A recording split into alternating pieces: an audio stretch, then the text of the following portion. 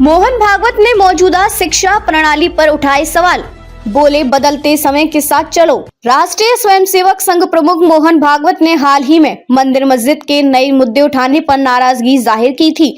अब भागवत ने मौजूदा शिक्षा प्रणाली पर सवाल उठाए हैं। आरएसएस प्रमुख ने कहा कि शिक्षा प्रणाली को सीखने में बाधा नहीं बल्कि सुविधा प्रदान करने वाली के रूप में काम करना चाहिए। बदलते समय के साथ चलने की जरूरत। भागवत ने जोर देकर कहा कि सिस्टम को बदलते समय के साथ तालमेल बिठाते हुए बुनियादी मूल्यों में निहित रहना भी जरूरी है। शिक्षा कोई व्यवसाय नहीं।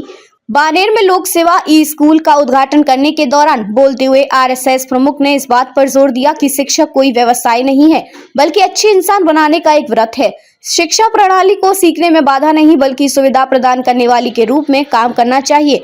सिर्फ नियामक की तरह ना काम करे शिक्षा प्रणाली। मोहन भागवत ने कहा कि शिक्षा प्रणाली को केवल नियामक के रूप में काम करने के बजाय छात्रों को सशक्त बनाने के साधन के रूप में काम करना चाहिए। उन्होंने कहा कि शिक्षा प्रणाली को सुचारू संचालन सुनिश्चित करने पर केंद्रित होनी चाहिए कि क्या करें और क्या ना करें। लागू करने पर राष्ट्रीय शिक्षा नीति की सराहना करते हुए आरएसएस प्रमुख ने कहा कि इसे भले ही हाल ही में पेश किया गया हो, लेकिन इस तरह की प्रणाली के लिए चर्चा कई वर्षों से चल रही है। उन्होंने कहा कि कई स्कूल लंबे समय से मूल्य आधारित शिक्षा प्रदान कर रहे हैं।